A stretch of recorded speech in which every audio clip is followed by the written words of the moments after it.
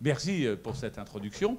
La souveraineté numérique, je crois qu'il va falloir qu'on mette des pluriels, souveraineté au pluriel, parce que je crois que si on l'utilise simplement le singulier, on passe à côté d'une certaine diversité des formes de souveraineté. Alors, je commence toujours en avouant que je ne sais rien. Je sais que je ne sais rien, comme disait Socrate, parce qu'en fait, en matière de numérique, celui qui vous dit « je sais tout » est un féfé menteur, un dangereux. Vous en trouverez plein, notamment sur les plateaux de BFM TV le soir après une cyberattaque, où ils viennent vous expliquer. D'abord, s'ils sont disponibles, c'est qu'ils n'ont rien à faire. Et s'ils n'ont rien à faire, c'est parce que personne ne s'intéresse à eux en dehors de ces chaînes de télévision. Et deuxièmement, ils viennent vous expliquer comment ça s'est passé, alors qu'il faut plusieurs mois pour les services les plus spécialisés avant de comprendre les cyberattaques. Donc moi, je sais que je ne sais rien, et je le dis, je le proclame, et je crois qu'aujourd'hui, personne ne sait quelque chose. En revanche, si on est tous ensemble, si on met en commun, et c'est là où justement on revient sur la notion de communauté dans l'espace cyber, si on met en commun nos connaissances, alors on peut commencer à comprendre quelque chose. C'est pour comprendre, pour décloisonner, pour faire en sorte que les gens se parlent, dialoguent, que j'ai créé en 2007 le Forum international de la cybersécurité, qui a eu lieu cette année. Parmi vous, certaines ou certains étaient là. Ce forum a rassemblé 12 500 personnes venant de 110 pays. Et je pense que nous sommes en train de l'inscrire clairement comme étant le premier événement européen, et j'espère demain mondial, de cybersécurité. Étant entendu qu'on va parler bien sûr de cybersécurité. Alors, pour parler de souveraineté, je vais d'abord repartir sur... alors, est-ce que ce sont les origines, le commencement? Mais sur une des premières manifestations de la souveraineté dans l'espace numérique, c'est après 1957. Alors évidemment, pour vous, 1957, c'est à l'époque du Moyen-Âge, sans doute. Mais pour moi, 1957, j'étais jeune et je m'en souviens très bien. À l'époque, nous craignions l'invasion soviétique. Et nous étions sous la menace de l'arme atomique soviétique. Quant aux Américains, ils étaient tous contents, ils étaient loin, et ils disaient si les Soviétiques veulent nous envoyer des armes atomiques par voie aérienne, eh bien, nous les intercepterons au-dessus du Pacifique et ils seront coulés. Bon. Et puis, manque de peau, en 1957, Sputnik. Sputnik, satellite, fusée qui part dans l'espace, et là, les Américains se réveillent en disant catastrophe. Nous sommes désormais confrontés à un gap technologique. Nous sommes moins forts technologiquement que les Soviétiques. Les Soviétiques sont capables d'envoyer une fusée dans l'espace. Nous, on ne sait pas encore le faire. Et c'est là où Eisenhower va décider de créer l'ARPA, une agence américaine sur la recherche, un peu la direction générale pour l'armement en France, enfin avec les moyens américains, avec une mission, plus jamais de gap technologique avec les autres. Nous devrons toujours être les plus forts. Alors, reprenez cela aujourd'hui avec la 5G, où il y a un gap technologique évident entre les Américains et les Chinois, les Américains ayant 2 ans de retard sur les Chinois. Vous voyez à peu près, au travers de cette péripétie, cet épisode historique, comment aujourd'hui aux États-Unis, on a peur de se retrouver dans la même circonstance, et comment on peut comprendre et décoder toute l'activité, et je dirais assez menaçante, de l'administration américaine vis-à-vis des Chinois, vis-à-vis de Huawei. Ils n'ont pas complètement tort, mais comme je l'ai expliqué il n'y a pas très longtemps à nos amis de la DGSE, on parle beaucoup de Huawei des Chinois, on ne nous parle pas de Cisco des Américains. Alors ils me répondent, je préfère être américain que chinois. En ce moment, peut-être. En tout cas, mais vous voyez que cette question-là du gap technologique, elle se repose à nouveau aujourd'hui. Alors qu'est-ce qui va se passer? On va demander à une équipe de la Rand Corporation, c'est avec Baran, de réfléchir à un système qui va résister à une frappe atomique, un système qui va résister à une frappe atomique sur le système de commandement du Strategic Air Command, ce qui permet au président des États-Unis de continuer à donner des ordres alors qu'on a été frappé de manière atomique. Et vous avez ce fameux schéma cette fameuse photo de Paul Baran qui montre l'ancien système, c'est-à-dire le système classique d'une armée avec une centralisation. Donc si on frappe le chef, il n'y a plus rien. Et puis vous avez à côté la solution de l'école de guerre, du gars qui arrive en disant « j'ai tout trouvé ». On va faire des systèmes décentralisés. Si on touche le chef, il restera tous les systèmes décentralisés. Sauf que ces gens-là n'ont pas lu Is No Good. Ils ne savent pas qu'il y a plein de Is No Good qui va être grand vizir à la place du grand vizir. Et quand vous avez tué le chef, eh bien vous avez plein de sous-chefs qui, eux, cherchent à prendre le pouvoir. Et là, il n'y a plus aucune vision stratégique. Alors arrive Paul Baran, qui va inventer le système distribué, c'est-à-dire sans centre, où tout point, tout nœud et centre du système, et un système qui va fonctionner avec déjà des idées avancées par Donald Davis sur la transmission par paquet. La transmission par paquet, c'est-à-dire qu'en fait, c'est comme la ciboulette. Je vais hacher ma ciboulette en tout petits paquets, et tout va partir d'un point A vers un point B en connaissant l'adresse du départ, l'adresse d'arrivée et le numéro d'ordre. C'est d'ailleurs, on y reviendra après, l'invention du datagramme par Louis Pouzin, le français. Mais vous voyez que la question de la souveraineté est vraiment, on va dire, à l'origine. Alors, vous savez, il faut faire la distinction entre l'origine et le commencement. Le commencement, c'est quand vous voyez l'eau qui sort de la montagne. Le commencement, c'est ARPANET, c'est les universités américaines, c'est les 4 ordinateurs connectés de Stanford, de Santa Barbara, de Los Angeles et de Salt Lake City. C'est donc une création essentiellement universitaire. Mais l'origine, ce qu'on ne voit pas, qui est sous la montagne, c'est toutes les recherches de Baran, de Davis et d'autres qui ont déjà commencé à imaginer, concevoir ce que pourrait être ce réseau, d'abord militaire et d'abord pour résister à une frappe atomique. Deuxième manifestation de la souveraineté, c'est la France. La France avec le général de Gaulle, qui, comme vous le savez, veut créer une force nucléaire française, et les Américains, qui veulent absolument garder la main sur tout ce qui est nucléaire, et on l'a vu avec les Britanniques ont une force de dissuasion complètement sous la main des Américains. Le général de Gaulle, lui, a une vision souveraine, et il dit, puisque les Américains ne veulent plus nous vendre de calculateurs, on va les faire nous-mêmes. Et donc va être lancé le grand plan calcul. Et un homme va jouer un rôle important, c'est Louis Pouzin, qu'on pourrait faire venir ici, mais enfin il faut prévoir des sacs de couchage, parce que quand il prend la parole, le lendemain matin, il est encore là, mais c'est un type merveilleux. Et il a 89 ans. Si vous lui donnez le micro, c'est foutu, mais c'est génial. Eh bien, Louis Pouzin, avec les cyclamènes, c'est ce qu'on les appelait comme ça, avec l'IRIA, qui va devenir l'INRIA, va créer un réseau distribué. Un réseau distribué, comme vous le voyez, qui commence à irriguer Paris, Saclay, Rennes, Toulouse et Grenoble, les grands centres technologiques, les grands centres de télécommunications. Et Louis Pouzin, c'est lui qui invente le datagramme, parce que quand Baran disait on va faire partir les données par petits paquets qui vont aller par la loi du meilleur effort d'un point A à un point B, c'est bien de le dire, mais encore fallait-il le réaliser techniquement. Et c'est le datagramme de Louis Pouzin qui va servir à faire fonctionner le système français, qui, alors on ne va pas faire du cocorico, qui est bien meilleur que le système américain.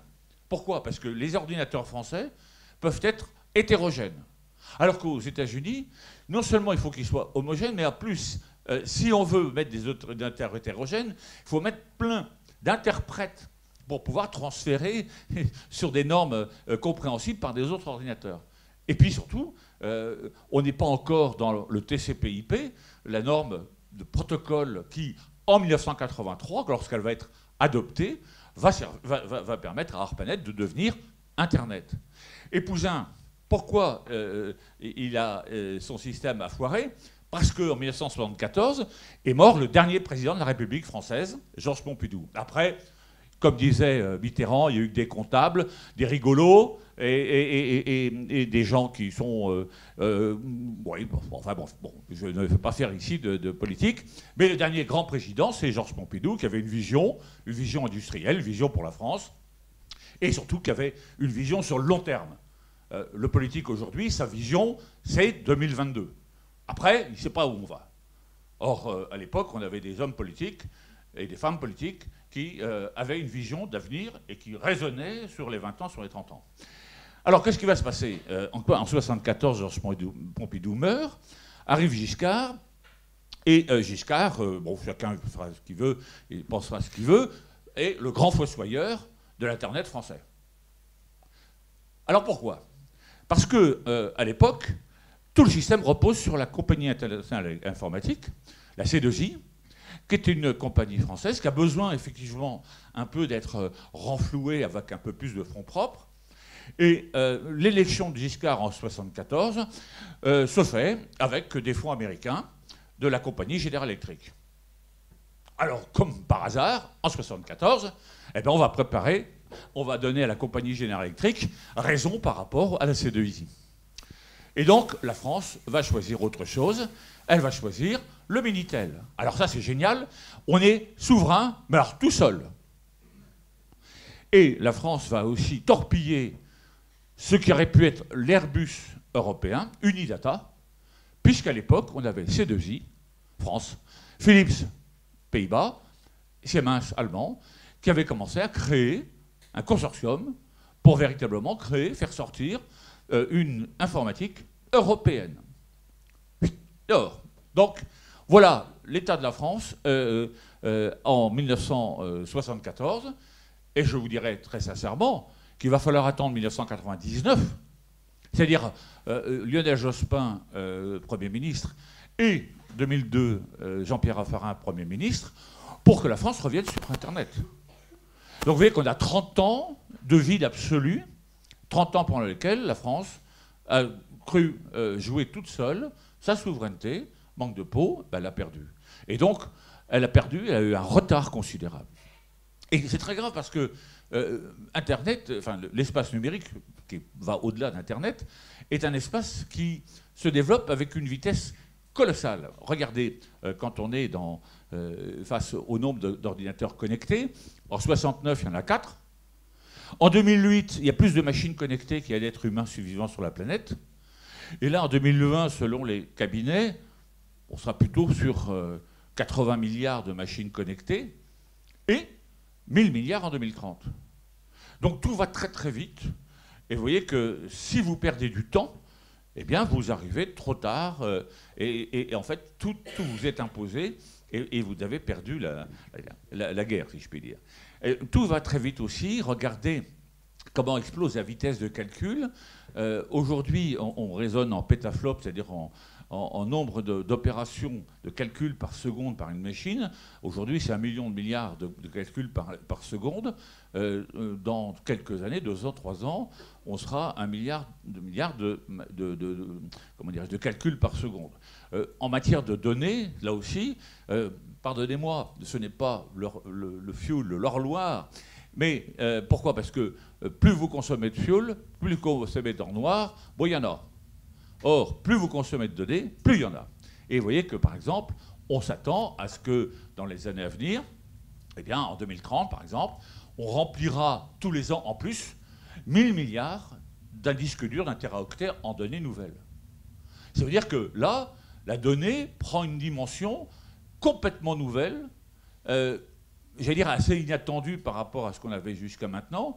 Je le disais souvent, eh bien, la donnée, quand en 1978, il y a eu la loi CNIL, on a parlé d'une loi sur les traitements automatisés de données. En 88, la loi Godefrin, on a fait une loi sur les systèmes de traitement automatisés de données. En 2018, on est sur la donnée, avec le RGPD, puis avec tout ce que ça implique autour, avec tous les incidents qu'on a connus, notamment avec les rançongiciels. Donc vous voyez que la donnée, c'est vraiment la question fondamentale. Qui possède la donnée, qui manie les données, qui stocke la donnée, qui a une juridiction sur la donnée, et qui est en quelque sorte maître du monde, en tout cas un peu souverain. Alors, je vous rappelle aussi que la 5G, c'est pas neutre par rapport à l'enjeu de souveraineté. C'est que cette 5G, elle commence à se déployer. 2020, avec l'ouverture des offres, enfin les ventes des oui, ce que je veux dire quand on... Les fréquences, pardon. 2025-2030, c'est le déploiement massif de la 5G. La 5G, c'est moins d'une milliseconde comment dirais-je, en délai de transmission de données. C'est 1 million d'objets connectés au kilomètre carré. Bref, là, on rentre dans un autre monde qui est le monde de l'hyperconnexion. Vous prenez 1 kilomètre carré, et là, vous dites, il y a 1 million d'objets connectés. Et alors, ces objets connectés, ça peut être des systèmes connectés, des voitures connectées, ça peut être votre monde connecté, ça peut être tout ce que vous voulez. Demain, 1 million d'objets au kilomètre carré. C'est-à-dire qu'on est dans l'hyperconnexion. Et si on va jusqu'à la transition IPv6, enfin, si on y va, parce que c'est un peu compliqué, c'est coûteux, c'est 340 milliards d'adresses IP possibles, donc tout grain de sable du désert peut être connecté. On rentre donc dans un monde complètement nouveau, un monde dans lequel il va falloir parler de cyber-résilience. Et de cyber-résilience, pourquoi ? Parce qu'aujourd'hui, on a une relation humain-machine qui est bilatérale, si je puis dire. Mais demain, on va avoir une relation machine-to-machine, c'est-à-dire qu'en fait, dans cette pièce, nous serons environnés de systèmes connectés qui sont des systèmes bavards. Vous voyez donc que celui qui pourra à un moment donné dominer ces systèmes, capter les données, y compris les données les plus sensibles, tout la loi de juillet 2019, justement sur les composantes, les structures des réseaux, des infrastructures 5G, qu'on a appelé la Huawei, mais enfin qui s'applique à toute personne qui voudrait offrir des solutions, parce qu'on voit bien que celui qui va dominer le marché des antennes, il y aura beaucoup plus d'antennes parce qu'on sera, comment dirais-je, dans d'autres types de fréquences. Celui qui va dominer le marché des antennes, ben celui-là, il pourrait fortement porter atteinte à la souveraineté. C'est la grande crainte de tout le monde. C'est la grande crainte des services. C'est la grande crainte des États. Donc, l'idée que la Chine, demain, puisse accéder à un certain nombre d'informations, bon, demain, la Chine, aujourd'hui, les États-Unis, donc il ne faut pas se leurrer, c'est quand même une question qui se pose en termes de souveraineté. Ce n'est pas neutre. Si, en même temps, on a Ericsson qui s'installe en France, qui met un centre de recherche en France, et que Huawei annonce qu'il va créer une usine en France, une usine de fabrication de la 5G, notamment des antennes, c'est justement pour dire n'ayez pas peur, et Ericsson pour dire ben nous, on est un acteur européen. Soit dit en passant, l'Europe, que j'aime beaucoup, hein, mais est très forte pour se tirer des balles dans le pied.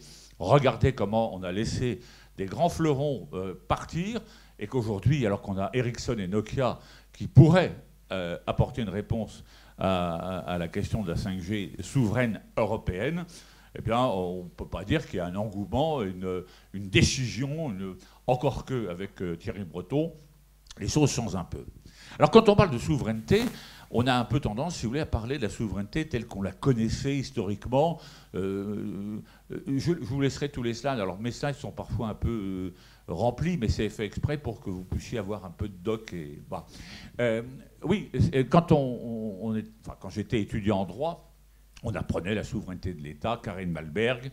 L'État, c'est le monopole. Alors, c'est pas weberien, le monopole de la violence, mais c'est légitime. Mais l'État, c'est la communauté d'hommes d'humains, avec une organisation qui a le monopole, qui bat la monnaie, qui rend la justice, qui fait la guerre, qui est responsable de la diplomatie, qui prend les missions de défense et de sécurité. Ça, c'était l'État.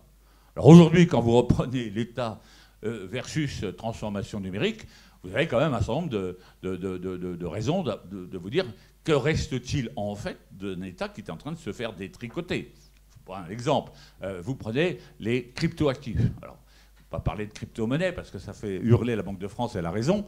Les cryptoactifs, Bitcoin et autres, Ben, vous voyez bien que, bon, même si c'est plus l'État qui bat la monnaie, c'est la BCE, mais c'est quand même une souveraineté reconnue par la France, par tous les pays membres de l'Europe, de la zone euro. Vous voyez bien que là, on est dans une remise en cause. Et vous savez que dans le dernier G7, la question justement du Libra, qui était la monnaie, le crypto-actif que voulait Facebook, a fait, comment dirais-je, réagir tous les États et qui aujourd'hui font du blocage. Et ils n'ont pas tort. Enfin, ils n'ont pas tort, ça dépend comment on voit les choses. Quand on parle, par exemple, de rendre la justice, j'aurai l'occasion d'en dire un mot sur la souveraineté du droit. Enfin, quand vous voyez aujourd'hui les clauses générales d'utilisation, même si elles sont remises en cause par la justice française, de la plupart des plateformes auxquelles on a accès, votre juge, celui qui va vous juger, c'est pas le juge français, c'est le juge californien. Bon. Code is law, disait Laurence Essig. En fait, c'est celui qui crée le code, qui crée la loi. Et en fait, vous ne faites que vous adapter à la loi informatique, si je puis dire, de l'application qui a été créée. Et donc, finalement, où est, si je puis dire, le regard du juriste français, et ainsi de suite. Pouvoir de faire la guerre. Bah, écoutez, oui, jusqu'à maintenant, c'est les États qui faisaient la guerre et les mercenaires. Mais si vous vous intéressez à la... Alors, vous mettrez plein de guillemets, parce que j'en dirai peut-être un mot, oui, j'en dirai un mot, à la cyberguerre. Qui fait la cyberguerre aujourd'hui? Alors, je mets des guillemets parce que pour moi, cyberguerre, ça n'a pas de sens. Juridique, ça n'a pas de sens. Ça a un sens réel, mais ça n'a pas un sens juridique. Qui fait la cyberguerre aujourd'hui? On va dire, bah, c'est les Russes, c'est les Chinois. Tu parles? Rien du tout. C'est les Coréens du Nord? Pas du tout. Ce sont des groupes mercenaires qui bossent pour eux. Ce sont des groupes mercenaires qui appliquent tout simplement la chanson d'Évariste, que vous n'avez pas connu, mais qui était un chanteur à la mode dans ma jeunesse. Évariste avait chanté, c'était un type qui était quand même professeur agrégé de physique, chercheur, mais il chantait une chanson dont la puissance des mots ne vous échappera pas. C'est pas moi, c'est ma sœur qui a cassé le calculateur. Ben, c'est exactement ça. La guerre, elle est faite par les autres. Poutine va dire à Macron, mais non, c'est pas moi. Ben, c'est ma sœur, oui, ben, c'est des groupes russes, d'accord, mais enfin, bon, je peux pas, je les contrôle pas. Voilà. Donc en fait, la conflictualité est en train, dans une grande partie, dans l'espace numérique, d'échapper aux États. La justice, je vous l'ai dit, le droit, on peut en parler, on en parlera avec l'extraterritorialité des lois. Bref, on voit que toute la conception de l'État par Karen Melberg est en train de se décomposer. Et quand on parle de la sécurité intérieure, si vous venez à Lille au FIC, vous verrez un grand nombre d'opérateurs privés qui sont des offreurs de solutions. Et je dis, dans l'espace numérique, la majorité de l'offre de sécurité est privée. Elle passe avant l'offre de sécurité publique, ce qui n'est pas le cas dans le monde réel. Alors, ce qui est très important, effectivement, vous avez parlé tout à l'heure des données, finalement, c'est la question se pose avec le cloud. Où sont stockées mes données? Alors, là, encore une fois, il faut faire très attention, parce qu'il y a des gens qui disent « Je veux un cloud souverain, un cloud en France, puis là, à tel endroit, hein, puis plus personne. » C'est pas ça la question.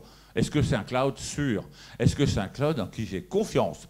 Parce que ça peut être très bien un cloud étranger, avec des données stockées à l'étranger, mais qui respecte des règles précises. Alors qu'en France, on peut avoir un cloud qui ne respecte pas les règles de souveraineté. Donc vous voyez qu'il faut être beaucoup plus... Mais vous voyez que les grandes questions qui se posent, finalement, qui possède les données que vous avez mises dans le cloud? Qui possède ces données? Ben, si vous demandez à Trump, il va vous dire « Américain, c'est à nous, parce que vous les avez stockées chez un hébergeur américain. » Et d'ailleurs, c'est tout le problème du Cloud Act. Nous, on ne dit pas forcément la même chose. On va vous dire, mais qui est le juge compétent pour récupérer mes données qui sont stockées dans un data center aux États-Unis? Ben, on vous dira, c'est le juge américain. C'est le juge du territoire où sont stockées vos données. Donc, on a quand même, de ce point de vue-là, de grandes difficultés. Tout ça, ça patauge parce qu'on a eu un échec en France avec Andromède, Numergy et CloudWatt. Alors ça, c'est le côté français génial. C'est on lance deux opérations avec deux concurrents qui n'ont qu'une seule idée, ne pas de construire le SURIC, mais de détruire le concurrent. Donc les deux ont coûté plusieurs centaines de millions d'euros à la France et pour un résultat égal à zéro. Alors on est en train de repartir, justement pour échapper au Cloud Act dont je vous parlerai, on est en train de repartir sur un autre portage avec le comité stratégique de filière dont le protocole, en quelque sorte, a été signé au FIC au mois de janvier dernier, où là, on veut s'inscrire dans un système qui serait beaucoup plus européen et qui offrait plus de garanties. Sur le cloud, et j'appelle votre attention sur le fait que souvent, quand on dit l'espace numérique est désormais immuable, plus rien ne changera, manque de peau, ça va changer. Parce qu'aujourd'hui, vous avez 80% de vos données qui sont dans le cloud et 20% ailleurs. Dans quelques années, avec la 5G, vous aurez 80% des données qui ne seront pas dans le cloud. C'est parce qu'on va être obligé de mettre en place, et là vous avez Thierry Breton qui vous présente à Vivatech dernier les micro-data centers du edge computing. Et quel est l'objectif? C'est d'avoir les systèmes qui captent les données, qui les stockent et qui les traitent au plus près de l'usager.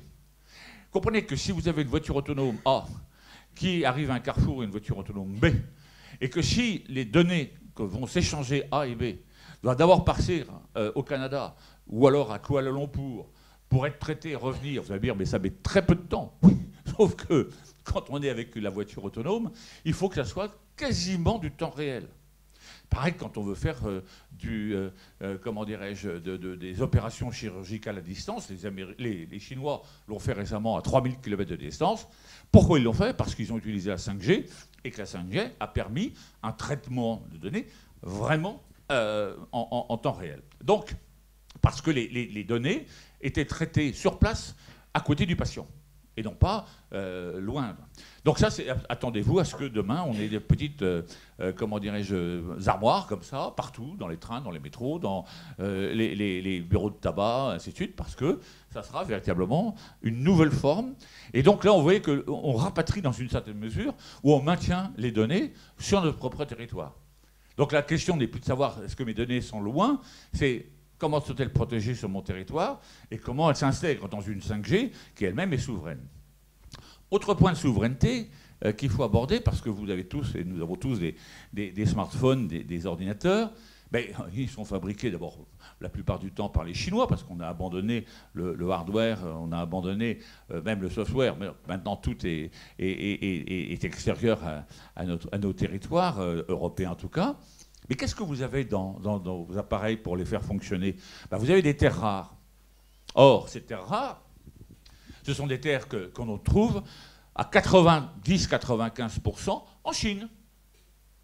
Alors vous allez me dire, il n'y en a pas ailleurs? Si, il y en a en République du Congo, et il y en a beaucoup de terres rares dans les eaux françaises, dans les zones économiques exclusives.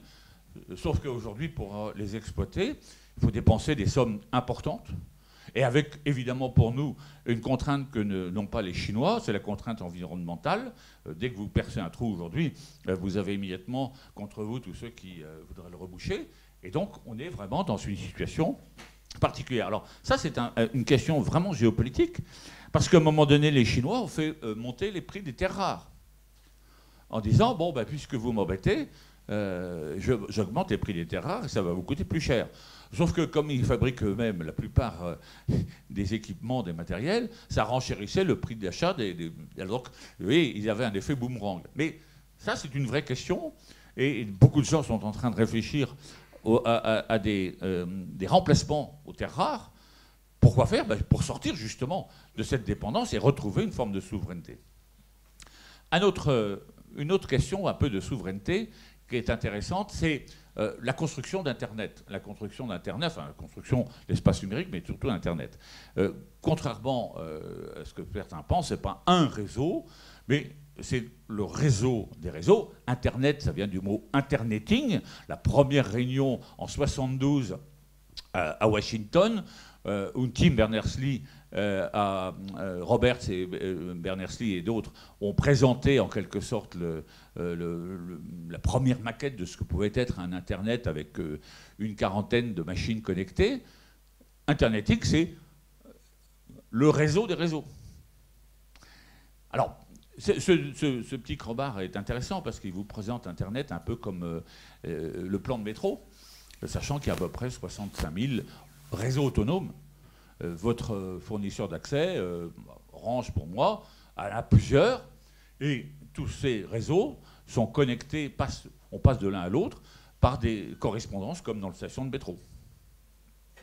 Plus j'ai de correspondances, plus j'ai d'échanges selon les normes BGP, donc les normes de passage de contrôle de frontières, finalement, plus mon système est poreux et plus mon système est résilient. Parce que si j'ai une correspondance qui est bouchée, les autres, elles fonctionnent. Par exemple, vous prenez l'Iran. L'Iran a 4 connexions avec le reste du monde. La Chine en a 7. Alors en France, il y en a un nombre très important, notamment en raison des câbles sous-marins et des atterrissements qui arrivent de l'extérieur. Pourquoi je vous dis ça? Parce que la tentation pour beaucoup de pays, c'est de dire « je vais fermer mon Internet ». Regardez le programme russe, Runet. Le programme Runet, c'est dire « je dois être en mesure de couper et de fermer, et je dois être en mesure de contrôler tout ce qui se dit ». Un des problèmes qu'on a, j'ai peut-être l'occasion de le dire tout à l'heure, c'est que le monde est coupé en deux. Il y a ceux qui veulent la gouvernance de l'Internet. Il faut que ça marche. Il faut que les voitures arrivent à bon terme et tout le monde en bon état avec des routes correctes, pas de bouchons, pas de ceci. Et puis ceux qui veulent la gouvernance sur l'Internet. Non seulement je veux savoir que les voitures vont bien circuler, mais en plus, je veux savoir qui est dedans, qu'est-ce qu'on raconte. Et donc là, vous avez un autre aspect dans ces correspondances. Plus vous limitez le nombre de correspondances, plus vous pouvez mettre de contrôleurs dans les correspondances, et plus vous allez faire intervenir les États souverains, entre guillemets, dans les contenus qui sont véhiculés sur le net. Si vous êtes à Pékin et vous tapez Tiananmen, vous aurez une ravissante chinoise devant la cité interdite avec des roses et des ombrelles. Vous faites la même chose en France, vous avez le gars qui arrête la colonne de chars. Entre les deux, il y a un pays qui a décidé d'être totalement souverain sur les contenus et donc de porter en quelque sorte atteinte à la liberté d'expression et à la liberté des communications. Donc vous voyez que cette construction-là, elle est à la fois une construction technique qui permet par exemple au réseau Orange de passer sur le réseau SFR par des contrats d'appairage. Je te passe des données, tu me passes des données, et en général c'est gratuit parce que les échanges sont à peu près compensés, mais c'est aussi une manière de montrer comment je peux couper. Alors, est-ce qu'on peut couper complètement le réseau Internet? On voit bien que lorsqu'il y a eu les printemps arabes, certains États ont dit on coupe. Oui, mais au bout de 3 jours, les chefs d'entreprise arrivent voir le chef d'État en disant t'es sympa mon gars, mais on ne fait plus de business. Parce que sans Internet, il n'y a plus de business. Alors on fait quoi? Donc à ce moment, on rouvre. Donc vous voyez, ça vous montre bien comment l'architecture elle-même peut jouer en faveur d'une fermeture, d'un repli, d'une souveraineté exacerbée, mais en même temps à ses limites, puisque très vite, on va, comment dirais-je, être obligé quand même de laisser passer. Une carte qui est très importante à regarder, c'est la carte des câbles sous-marins. Parce que 99% des communications internationales, enfin intercontinentales, passent par les câbles sous-marins. Et d'ailleurs, je n'exclus pas que si vous envoyez un mail à votre voisine, et commence par partir par un câble sous-marin, tout simplement parce que la latence des câbles sous-marins, c'est-à-dire la vitesse avec laquelle ils transmettent une information, une donnée, est souvent extrêmement rapide, plus rapide que par les voies classiques. Et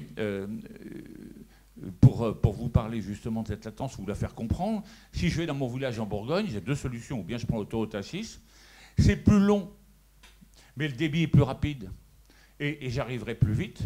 Ou je fais un chemin plus court, et là je prends toutes les petites routes, mais j'arrive au bout d'un certain temps. Donc en général, la donnée va choisir la loi du meilleur effort, c'est tout le principe de Paul Baran des origines, c'est le chemin le plus rapide, et le chemin le plus rapide, il passe souvent par les câbles sous-marins. Câbles sous-marins qui ont été essentiellement construits entre les États-Unis et l'Europe, et entre les États-Unis et le Japon, enfin, et la partie asiatique. Ce qui me fait mettre un bémol par rapport à comment dirais-je, à ma critique sympathique de nos amis américains, parce que quand même, il ne faut pas oublier que quand on dit les Américains, ça va comme ça, il faudrait peut-être partager, c'est quand même eux qui étaient les cochons de payeurs au départ. Faut pas être ingrat quand même, il ne faut pas l'oublier. Bon. Donc, Ce qui est intéressant, justement, quand on regarde cette carte des câbles sous-marins qui, aujourd'hui, sont encore étatiques, enfin, tout moins, ne dépendent pas des GAFAM, qui seront, dans les 10 ans à venir, essentiellement aux mains des GAFAM. Quand vous prenez Google, quand vous prenez Amazon et autres, ils installent des câbles sous-marins, et donc il y a une géostratégie des câbles sous-marins.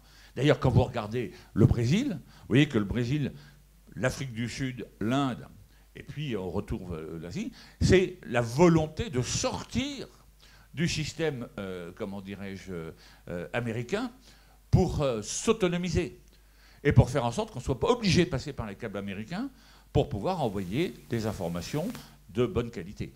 Je vous signale quand même les câbles sous-marins de Marseille, alors, qui sont très prisés par les GAFAM.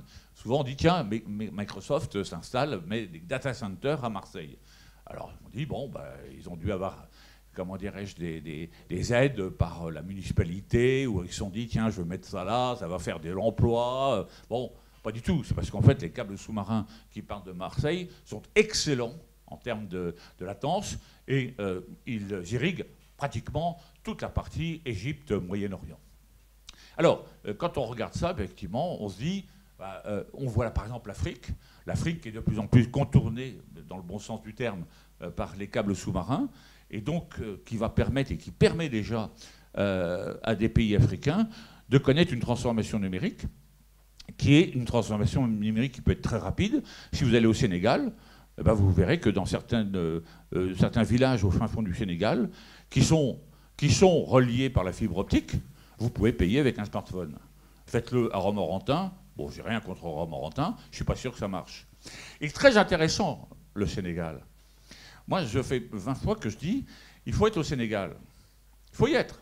Non seulement parce qu'on a une histoire commune avec les Sénégalais, mais il faut y être parce que c'est stratégique.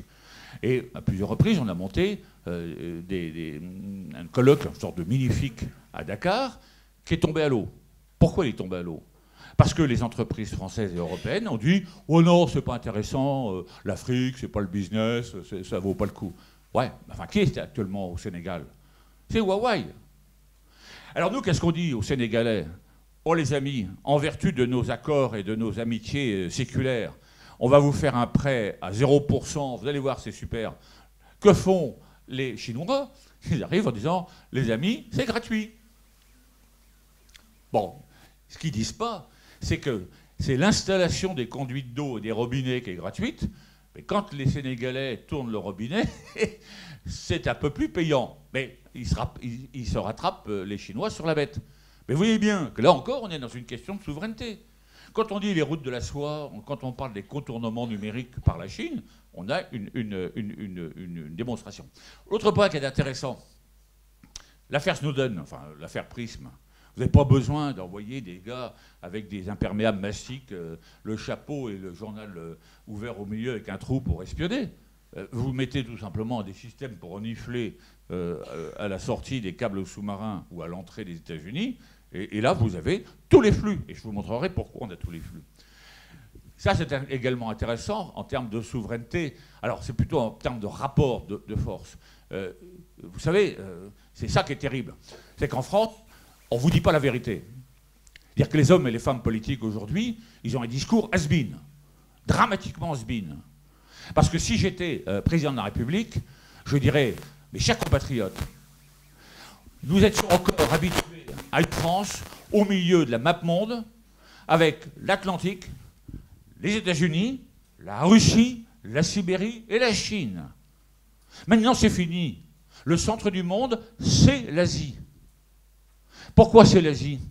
Parce que là, dans les quelques... Alors, vous me direz qu'ils ont quelques difficultés en ce moment, mais dans les mois à venir, la Chine va compter 1 milliard d'internautes.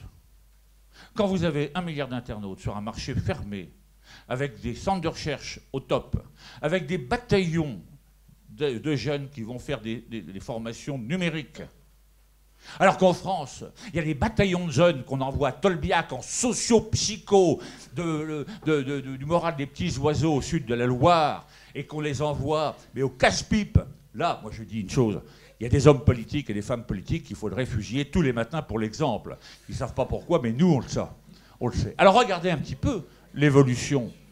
Mais en 2025, pourquoi on va être de plus en plus dépendant de l'Asie? Tout simplement parce que le centre de gravité est en train de se déployer, d'aller vers l'Asie.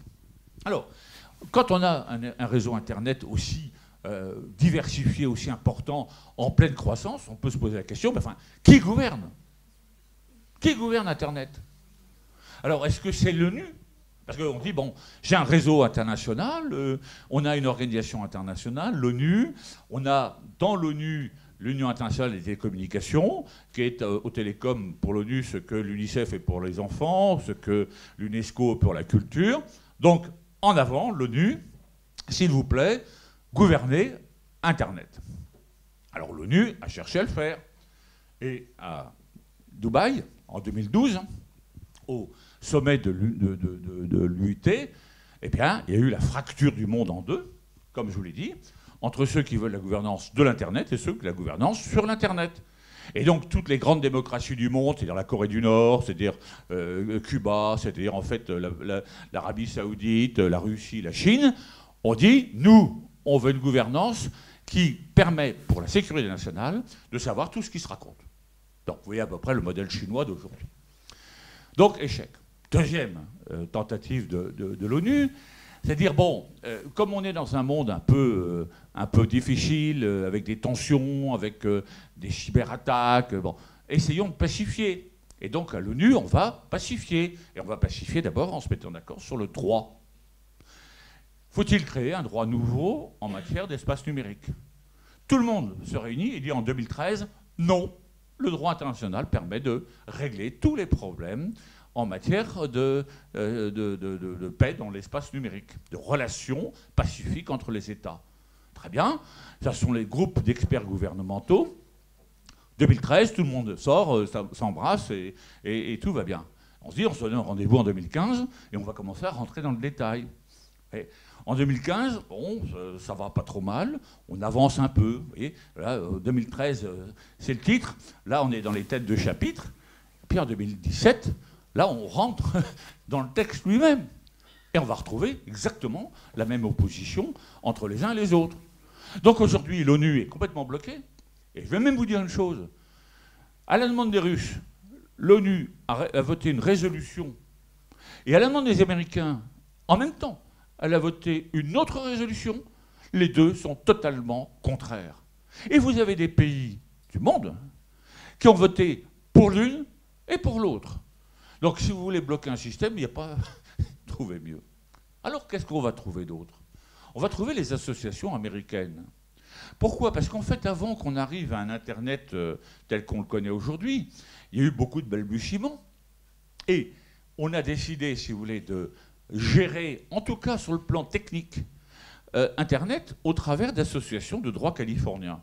L'ICANN, c'est l'Internet Corporation for Assigned Names and Numbers, avec l'accent de Yasser Arafat, donc on le connaît, on comprend. L'Internet Society, c'est-à-dire une association à laquelle vous pouvez adhérer, et qui a en son sein l'Internet Engineering Task Force.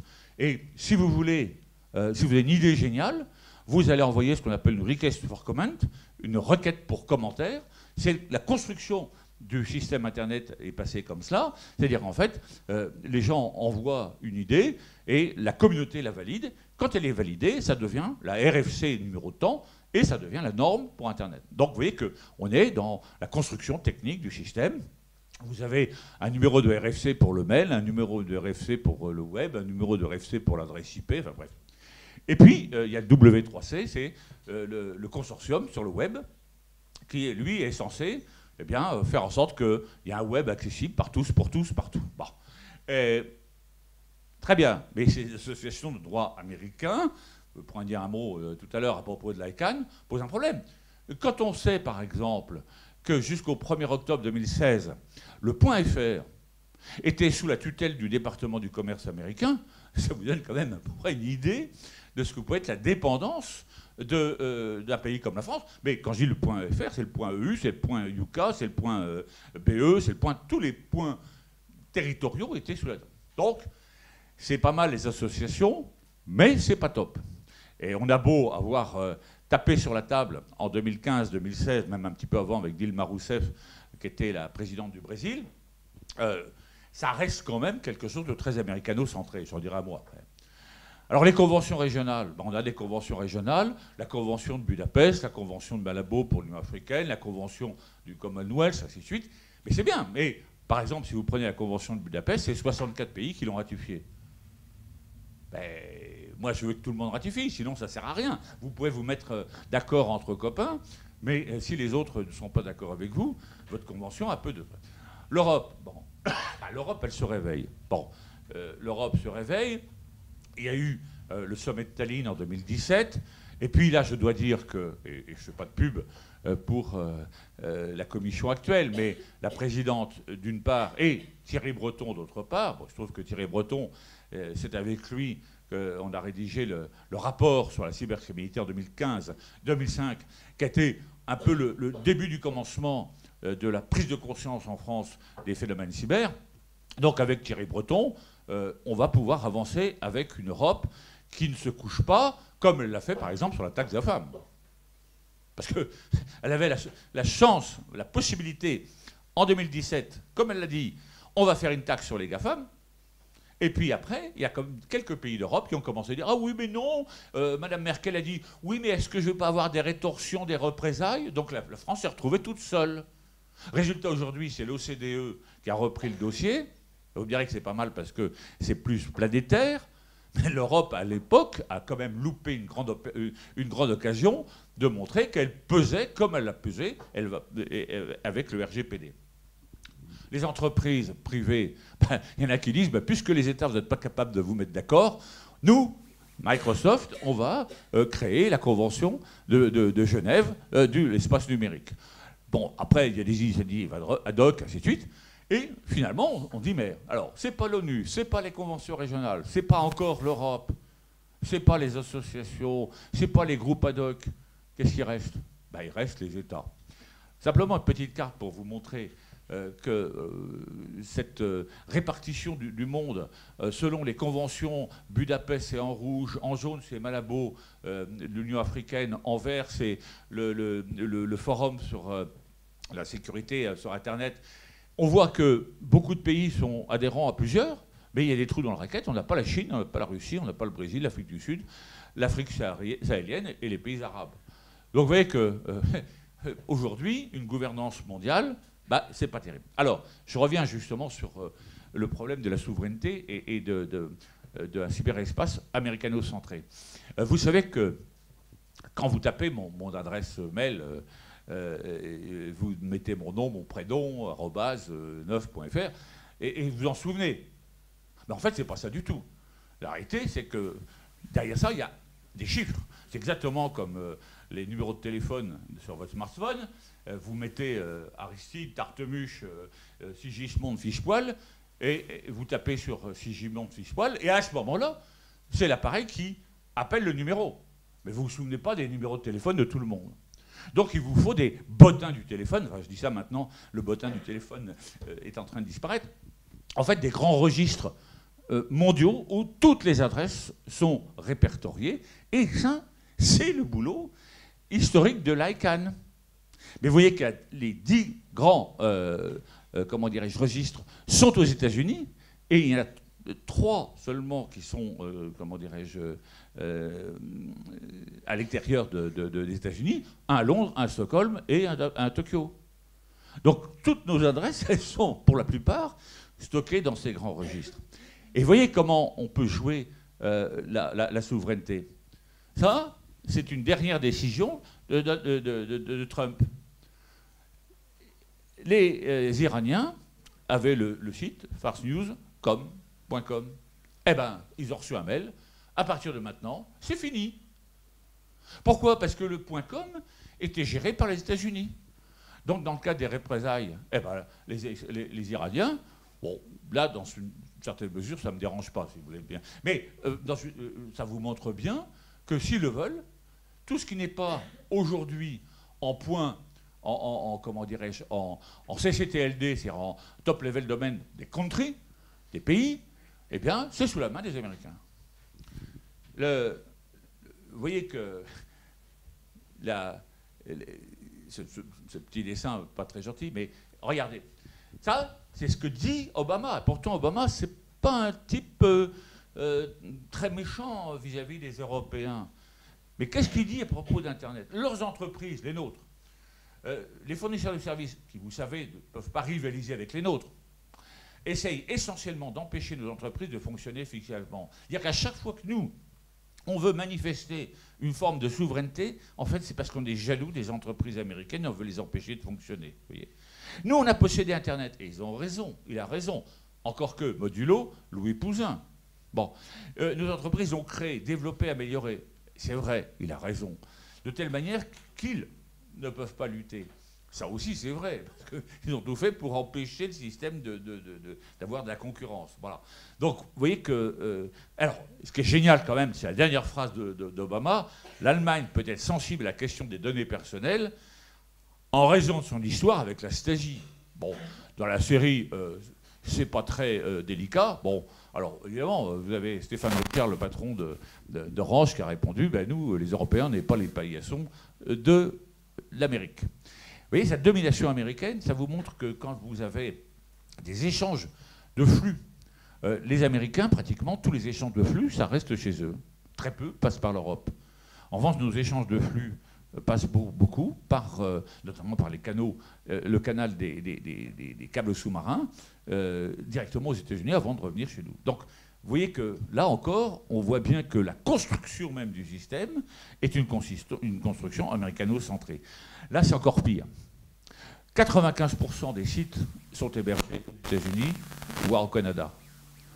Quand vous allez sur le site de la Redoute, vous tapez la Redoute, donc vous tapez l'URL, là, et bien sûr, à l'ICANN, on dit la Redoute égale telle adresse IP, donc paf, ils font la transmission, et là, vous êtes en communication avec le site de la Redoute. Mais il est où le site de la Redoute? Bon, alors je dis la Redoute, excusez-moi, je me trompe peut-être parce qu'il est possible qu'il soit stocké, hébergé chez OVH à Roubaix, mais qui est un des grands hébergeurs français.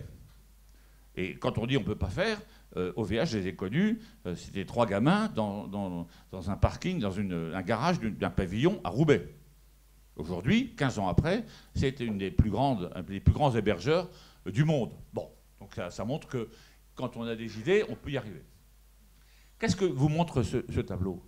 Quand vous allez sur le site de la Redoute, l'hébergeur, c'est que vous, avec votre adresse IP localisée en France, l'adresse IP qui est une donnée à caractère personnel, même si quelqu'un d'autre peut être sur votre ordinateur, on considère que votre adresse Internet Protocol est une adresse personnelle. Donc déjà, il traite les données caractère personnel depuis les États-Unis, alors qu'on est sur le RGPD en Europe. Bon, et là, qu'est-ce qui va se passer? Ils vont regarder quel jour, quelle heure, quel site, quelle est votre navigation dans le site de la Redoute, quelle page vous regardez.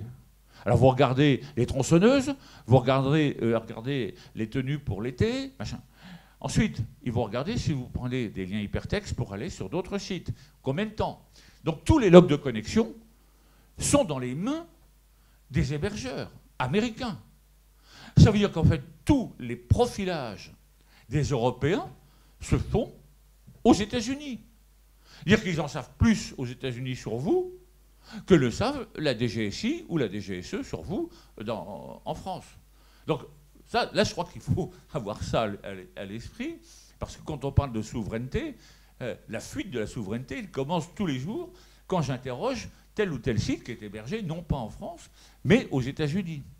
Avec d'ailleurs une autre question qui va se poser avec le Cloud Act, comment, finalement, je peux résister à une pression des Américains, des autorités américaines, pour récupérer directement les données sans passer par un accord judiciaire international. Alors, la remise en cause de la domination américaine, elle commence à l'ONU en 2001, mais c'est surtout avec ce qu'on appelle le sommet mondial de la société de l'information, le SMSI, qui a connu ses 10 ans en 2015, le SMSI plus 10. Bon, et tous les ans, vous avez quelque chose de plutôt informel, qui s'appelle le Forum sur la gouvernance de l'Internet. Le dernier en France a eu lieu en 2018, et c'est à cette occasion que le président Macron a lancé l'appel de Paris pour justement essayer de rassembler un certain nombre d'acteurs, États, organisations non gouvernementales, entreprises, en disant, puisqu'on n'arrive pas à se mettre d'accord sur une souveraineté donnée à l'un ou à l'autre, pourquoi ne pas créer une souveraineté collégiale où chacun, finalement, va apporter sa touche et pour essayer de faire avancer les choses en matière de souveraineté numérique. Bon, l'Europe, depuis juin 2019, alors, moi, l'Europe m'énerve parce que quand le Brexit, on nous fait un pied de nez et que l'Europe continue à écrire tous ses textes en anglais alors que le français est aussi une langue officielle, ça m'énerve. Mais l'Europe, donc, comme je l'ai dit, elle essaye de reprendre la main, et notamment cette loi sur la cybersécurité de 2019 va avoir pour objectif de souder les 27 États membres, notamment au travers de la sécurité de l'espace cyber, avec notamment la pérennisation de l'Agence européenne de la sécurité des systèmes d'information, l'ENISA. Mais on a fort à faire en Europe parce qu'on se retrouve avec le Cloud Act. Quel est le problème du Cloud Act? Vous me direz quand je dois accélérer, fermer. Bon. Quel est le problème du Cloud Act? Le problème du Cloud Act est le suivant. Il y a eu ce qu'on appelle un warrant case du FBI sur Microsoft, sur une affaire concernant un citoyen non américain dont des données étaient stockées chez Microsoft en Irlande, et c'était une affaire de trafic de stupéfiants. Normalement, que fait un policier, un gendarme français, un juge français? Il passe par la voie de la coopération bilatérale en matière judiciaire. Donc c'est un juge français qui appelle un juge américain en disant « Oyez mon ami, j'ai un problème, est-ce que vous pouvez m'aider à récupérer les données ?» Donc là on devait avoir un juge américain qui aurait dû appeler un juge irlandais en disant « J'ai un problème sur une personne qui a des données stockées en Irlande, est-ce que vous pouvez me donner ces données ?» Et normalement, le juge irlandais l'aurait fait. On respecte les procédures. C'est des procédures qui respectent la souveraineté des États et qui en même temps permettent aux États de ne pas s'abriter derrière une souveraineté en disant « vous n'aurez rien ». On est tous dans le même bain quand il s'agit de lutter contre la criminalité organisée. Mais comme Microsoft a refusé de donner en disant « on passe par le juge et je vous donnerai après », là l'affaire a pris une autre dimension et elle est allée jusqu'à la Cour suprême. Et là, la Cour suprême allait donner raison à Microsoft. Et qu'a fait Donald Trump en mars 2018? Il a pondu le Cloud Act, qui se trouve, je crois, entre la page 2201 et la page 2232 de la loi de finances américaine. Donc vous voyez, quand vous serez arrivé à ce niveau-là, vous découvrez un texte qui est passé sans débat et qui donne le droit à toute autorité américaine d'exiger de toute entreprise américaine, de toute entreprise qui travaille sur les États-Unis ou qui, comment dirais-je, a des contacts avec les États-Unis, commerciaux, et ainsi de suite, de livrer sur le champ les données qu'elle possède. Autant vous dire que là, on est en plein conflit de souveraineté, entre le Cloud Act et le RGPD. Alors, je ne vous cache pas que balancer au mois de mars 2018 une loi extraterritoriale américaine, alors que l'Europe est en train de voir la mise en œuvre, enfin l'entrée en vigueur du RGPD, c'est pas neutre. Là, c'est une réponse du berger à la bergère. Encore que le RGPD, c'est vrai qu'il a une dimension transfrontalière par rapport en dehors de l'Europe. Parce que le RGPD, il s'appuie sur un territoire, l'Europe, qui est la première puissance économique du monde. Ça, l'Europe, elle l'oublie. On l'oublie. On est un nain politique, on est un géant économique, si on le veut. Quand vous avez un texte appliqué par 27 pays, le RGPD, qui oblige les États qui veulent faire des échanges de données avec l'Europe sur les Européens, les oblige de se mettre à des normes équivalentes à celles prévues par le règlement européen, vous changez le reste du monde. Quand le Japon découvre ça, qu'est-ce qu'il fait en janvier 2019? il fait un accord entre l'Europe et le Japon, ça fait 120 millions de personnes en plus. Le premier pays, un des tout premiers à avoir changé sa législation, c'est la Tunisie. Pourquoi? Parce que la Tunisie a dit, nous on vit du commerce, du tourisme. Que fait un touriste quand il vient en Tunisie? Il envoie son nom, son prénom, son âge poitaille, sa date de naissance, et des données bancaires pour payer. Si demain je ne peux pas avoir ces données à caractère personnel, c'est fini le business. Donc vous voyez que là, on est dans une bataille de souveraineté entre une souveraineté européenne qui est en train de prendre le pas.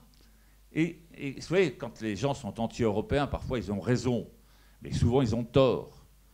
Pourquoi? Parce que la Californie, qui est le berceau historique de l'Internet, qu'a fait la Californie? Elle vient de voter et de faire entrer en vigueur le 1er janvier 2020 une loi qui est une loi quasiment RGPD. Le Brésil, il a son LGPD.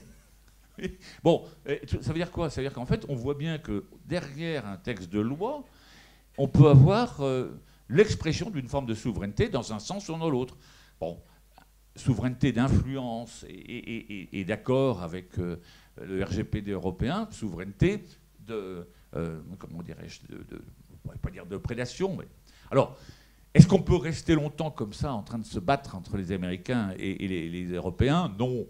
Alors les Européens, eux, ils ont dit, on va faire un autre acte qui s'appelle un règlement e-évidence pour essayer d'avoir, nous, l'équivalent du Cloud Act vis-à-vis du reste du monde. Bon, tout cela, ça débouche sur une volonté de la Commission européenne en février 2019 de négociations qui ont commencé le 25 septembre 2019. Autant vous dire que, quelle que soit l'issue des élections américaines, on n'aura pas, à mon avis, d'issue avant le prochain président, même si c'est actuellement le même. Alors, vous voyez que toutes ces questions de souveraineté qu'on peut prendre morceau par morceau permet d'interroger sur c'est quoi la souveraineté dans le cyberespace. Vous voyez que j'ai mis le pluriel parce que se pose la question de la souveraineté des technologies. La souveraineté liée, par exemple, aux câbles sous-marins. La souveraineté liée à la relation avec Huawei. La souveraineté liée aux plateformes. Toutes les plateformes, les marketplaces qu'on voit se développer aujourd'hui sont pour la plupart américaines. Et demain, vous aurez à voir Alibaba et compagnie qui vont arriver. Finalement, quelle sera la part qui restera à Carrefour, Auchan et à d'autres acteurs? La souveraineté du droit, je vous l'ai dit, qui est mon juge, quelle est la norme, quelle est l'extraterritorialité des lois? Ça, c'est une vraie question. La souveraineté sur les données, j'en ai parlé, c'est le stockage, c'est la portabilité, c'est la maîtrise des données. La souveraineté des compétences. Et là, c'est pas parce que je suis dans une école de formation que je le dis. Pas la peine de dire souveraineté, souveraineté, souveraineté, comme De Gaulle disait, l'Europe, l'Europe, l'Europe.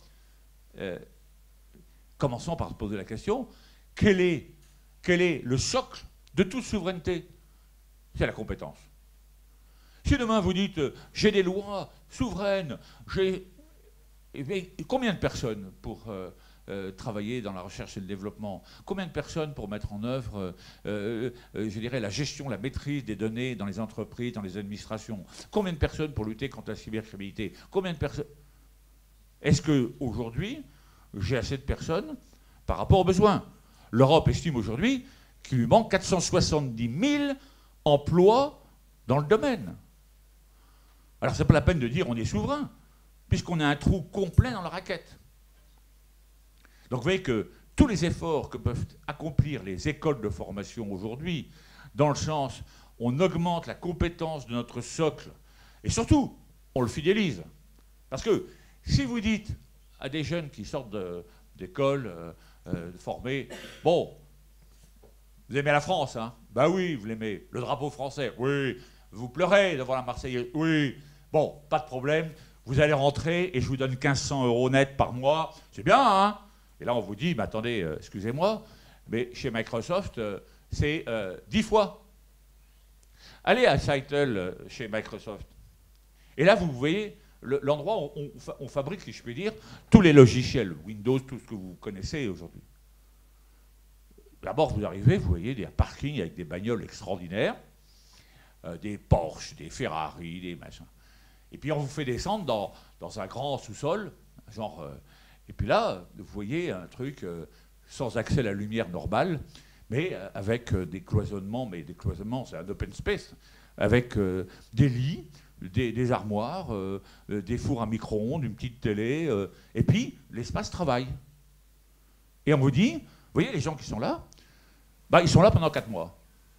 Ils n'en sortiront que le jour où le logiciel sera au point.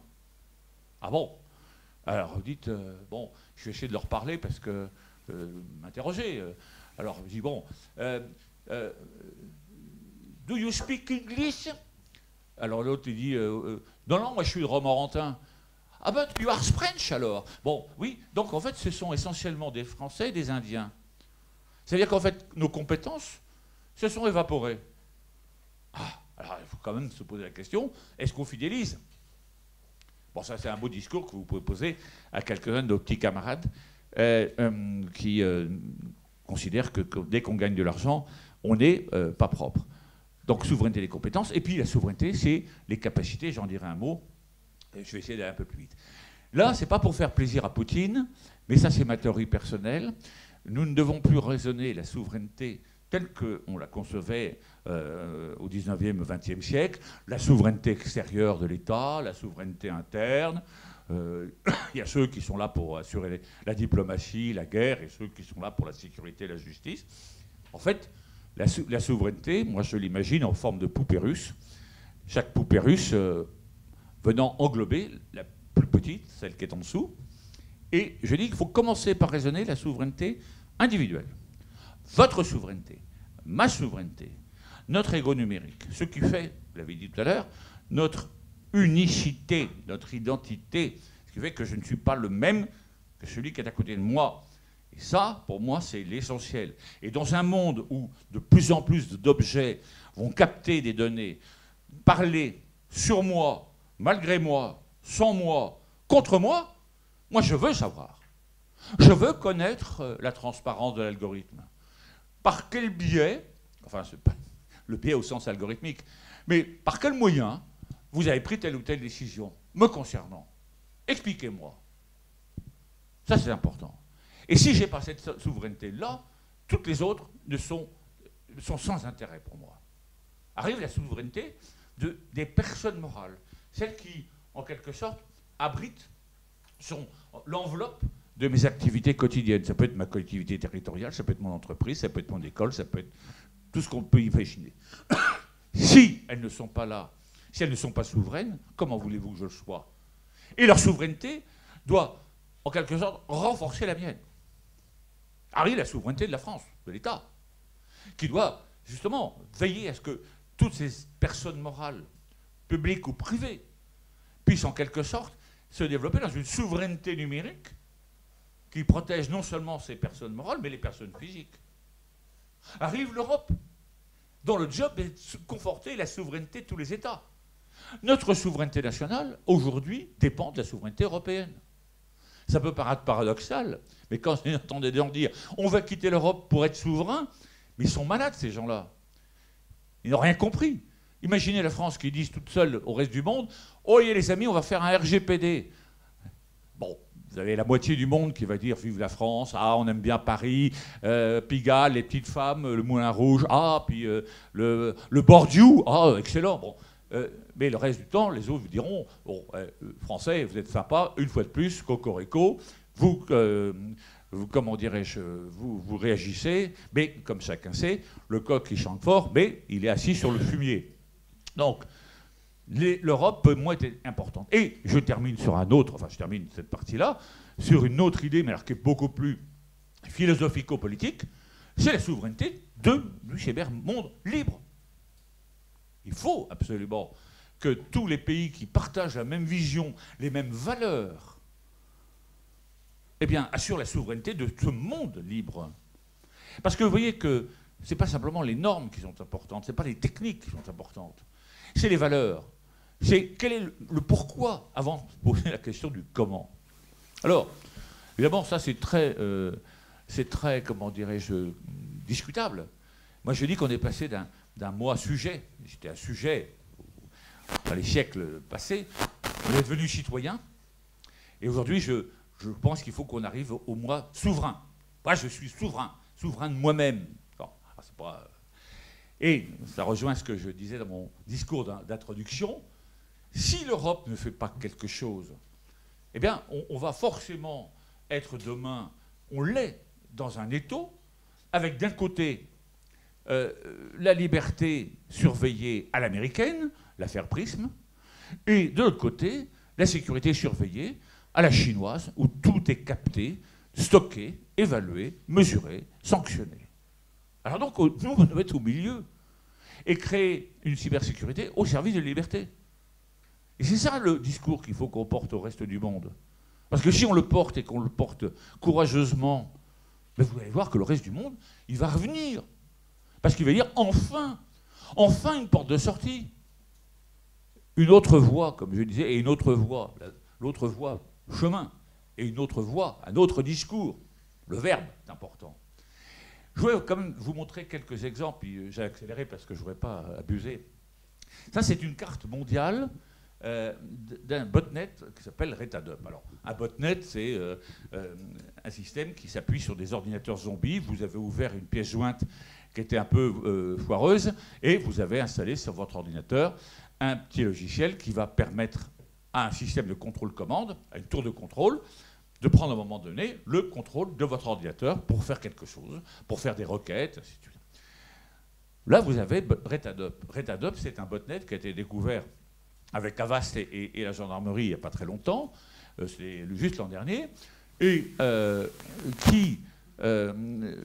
serveur contrôle-commande était dans la région parisienne, donc sur le territoire national, c'est important. Donc on était souverain pour agir sur le serveur. Et on se rendait compte que ce serveur recevait toutes les 30 secondes des questions venant d'ordinateurs zombies. Qu'est-ce que tu me demandes de faire? Et il suffisait de lui dire, eh bien, fais une requête sur l'ordinateur du Pentagone. Et là, tous les ordinateurs zombies faisaient en même temps une requête sur l'ordinateur du Pentagone, assurant une saturation, ce qu'on appelle une attaque par déni de service distribué. Bon. Pourquoi je vous parle de ça? Parce que déjà, vous avez une première idée avec cette carte du caractère planétaire des problèmes de cybersécurité. Ce n'est pas le problème du canton, de l'arrondissement, du département, de la région. C'est un problème planétaire. Deuxième problème qui s'est posé. Quand la gendarmerie a décidé, en accord d'ailleurs avec des magistrats de Paris, de mettre un terme au botnet, la question s'est posée, oui, mais les ordinateurs, ils sont où? Regardez, partout c'est rouge, c'est des grosses concentrations d'ordinateurs zombies. Il y avait à peu près 1 300 000 ordinateurs zombies. 1 300 000. Pilotés par une personne. Oui, donc on n'a pas besoin d'être très très nombreux si on veut faire du mal.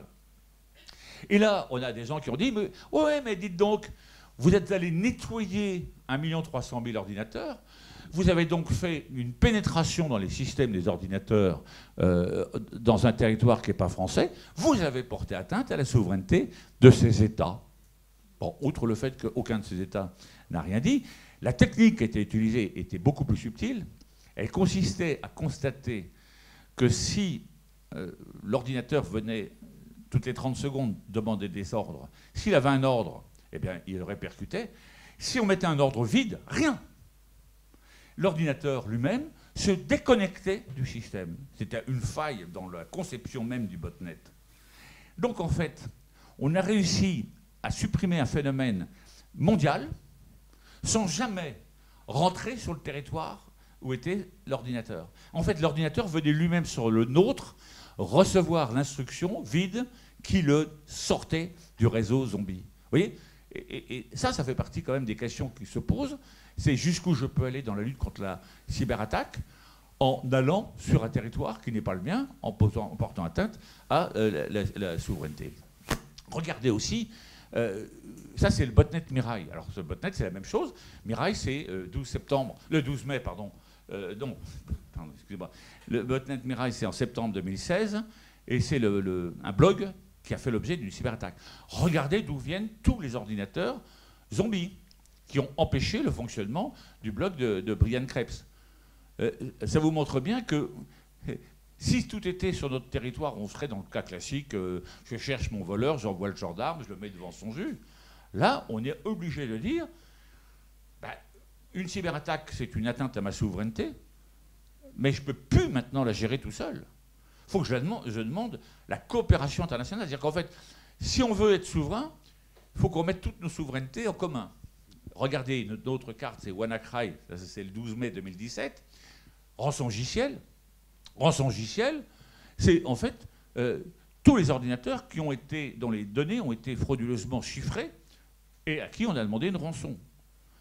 Regardez, si vous êtes officier de police judiciaire et vous appelez votre procureur, monsieur le procureur, on a une affaire de rançon, machin. Ah oui, bon, c'est bien. Bon, il n'y en a pas d'autres dans la circonscription, dans mon ressort? Ah ben si, une dizaine d'autres. Bon, très bien. Alors, bon, puis en dehors de mon ressort, il y en a. Ah oui, il y en a d'autres. Bah, attendez, puisque vous y êtes, je vous envoie la carte de l'ensemble des ordinateurs impactés. Et là, un juge français voit la carte en disant, bon, j'étais habitué à traiter des abcès, là vous me donnez à gérer l'eczéma. Donc là, qu'est-ce qu'on va dire? On ne va pas s'en sortir si on ne va pas mettre Europol, Eurojust, le FBI, Interpol dans le coup. Parce que sinon, comment voulez-vous qu'on gère? Donc vous voyez que les phénomènes transfrontaliers nous amènent bien sûr à gérer notre propre souveraineté, mais avec une coopération. Je vais essayer d'aller beaucoup plus vite maintenant. Les réseaux sociaux. J'ai pris Gainsbourg pour illustrer la chanson « Je t'aime moi non plus ». Ben oui, avec les réseaux sociaux, c'est « Je t'aime moi non plus ». Ben, « Je t'aime moi non plus », ça veut dire qu'en même temps qu'on est intéressé par ces réseaux sociaux pour ce qu'ils apportent, on constate qu'il y a un problème de régulation. Alors qui régule les contenus sur Internet, les contenus violents, les contenus de haine, les contenus pédopornographiques? Qui régule? Là, on est confronté à une vraie question. Parce que, ou bien vous dites c'est le juge français, cocorico, on est souverain. Mais à ce moment-là, il nous faut combien de juges français? Combien de modifications de procédure pour avoir une procédure hyper rapide, pour faire en sorte qu'on puisse faire des retraits, des blocages, des déréférencements sur demande d'autorité judiciaire? Comme on ne peut pas le faire, alors ou bien on le fait par la voie administrative, mais on va traiter 35 000 dossiers par an, vous me direz c'est déjà mal, pendant que Twitter, lui, c'est par centaines de milliers de sites Twitter terroristes qui suppriment. Donc on est en train aujourd'hui de renvoyer vers les réseaux sociaux la responsabilité, c'est tout le problème de la loi Avia, la proposition de loi Avia, la responsabilité de dire ce qui est bien et ce qui n'est pas bien à des réseaux sociaux en dehors de toute considération de souveraineté. Quand vous pensez que la petite sirène de Copenhague, vous voyez, celle qui est à l'entrée du port de Copenhague, bon, elle est en bronze, enfin du moins elle est en cuivre ou en bronze, je ne sais plus comment, enfin peu importe, c'est une petite sirène, bon, elle a les seins nus, elle a été censurée par Facebook, contraire aux règles de mœurs de Facebook. Bon, enfin je suis désolé, moi, ça ne me dérange pas, la petite sirène de Copenhague. Quand vous prenez le tableau d'origine du monde de Courbet, qui est enfin pas au Quai d'Orsay, au musée d'Orsay, bon, c'est l'origine du monde de Courbet, ok, mais censuré par Facebook. Donc est-ce que c'est à eux de dire ce que j'ai le droit de voir, pas de voir? Donc vous voyez que là, on est vraiment confronté à une vraie question de souveraineté. La souveraineté, alors je vais aller beaucoup plus vite, elle se manifeste de plus en plus, et depuis 2018, par une gouvernance de la sécurité nationale au niveau cyber, au niveau sommital. Au niveau sommital, c'est aujourd'hui clairement défini, c'est le président de la République qui a le choix, qui a la responsabilité politique d'attribuer une cyberattaque à tel ou tel pays. Et vous remarquerez une chose, en France, on ne le fait jamais. Du moins, vous n'aurez jamais le président de la République qui va dire « nous avons été attaqués par les Russes ou par les Chinois ». Il ne le fait jamais. Ça ne veut pas dire qu'il reste sans rien faire. Quand Trump dit c'est les Russes qui ont attaqué l'Ukraine et donc les entreprises américaines qui travaillent sur l'Ukraine, les assureurs des entreprises américaines sont très contentes en disant vous voyez, le président Trump a dit que c'était les Russes, donc on est hors dehors des clauses du contrat d'assurance, on ne vous rembourse pas. Donc vous voyez que là aussi, il peut y avoir des effets radioactifs. Mais en France, aujourd'hui, il y a une architecture qui s'est mise en place depuis 2018 avec au sommet le président de la République, en dessous un certain nombre d'organisations, le comité directeur cyber au niveau du Premier ministre, de l'Élysée et du secrétaire général de la Défense et de la Sécurité nationale, et puis un un comité de pilotage et un centre de coordination des crises cyber. Donc ça, c'est vraiment important de le noter par rapport à ce genre de clés. Bon, dernier point que je vais aborder, parce que je vois que le temps passe et vous avez peut-être des questions à poser, c'est que quand on est face à la cybercriminalité, on voit bien que plus ça va, plus elle monte en puissance. Pourquoi elle monte en puissance? Parce que plus on protège les systèmes, notamment avec de l'intelligence artificielle, que l'on met en amont pour traiter les flux, un peu comme je mets un chien devant une porte de ma maison, et le chien il aboie quand c'est quelqu'un qui ne connaît pas, et il remue la queue quand il connaît, et bien c'est exactement ça. L'intelligence artificielle est là pour aboyer quand il y a des flux qui sont des comportements qui sont anormaux. Donc plus je monte en puissance la protection de ma citadelle, plus l'attaquant monte en puissance. Ben, c'est comme ça qu'on est arrivé à la fin de la féodalité, parce qu'à force, eh ben, on a inventé l'artillerie qui a percé complètement la citadelle. Donc, on a une tendance à la concentration. Ça veut dire qu'en fait, les groupes qui travaillent, si je puis dire, dans la cybercriminalité, montent en puissance, non seulement en intensité, en ciblage, mais également en concentration. On passe du script qui lise le gars tout seul, même si on peut encore faire des misères, à quelque chose de beaucoup plus grave. Alors, se pose la question de savoir, finalement, je suis dans la cybercriminalité ou je suis déjà rentré un peu dans la guerre. Or, pour qu'il y ait la guerre, en droit international, il faut deux conditions. La première condition, il faut qu'il y ait des dégâts au moins égaux à ceux qu'on a dans un conflit classique. Prenez les images de Syrie, vous voyez des destructions massives, vous voyez des cadavres. Jusqu'à maintenant, il n'y a pas eu de destruction massive, il n'y a pas eu de cadavres dans les cyberattaques. Donc déjà, première condition, non vérifiée, et ces conditions-là sont posées par les conventions de Genève et les protocoles additionnels de la haine. Deuxième condition, il faut que je puisse dire, c'est lui. C'est lui, et j'ai la preuve. J'ai la preuve que c'est lui qui a attaqué. D'où l'importance, quand vous êtes, comment dirais-je, en charge d'un pays, en charge justement de démontrer la souveraineté, c'est d'avoir les capacités d'attribuer. Or, aujourd'hui, on ne sait pas attribuer. On n'a jamais pu attribuer, techniquement, la cyberattaque de l'Estonie en 2007. On peut le faire politiquement en disant, bon, allez, au pif, je pense que c'est eux.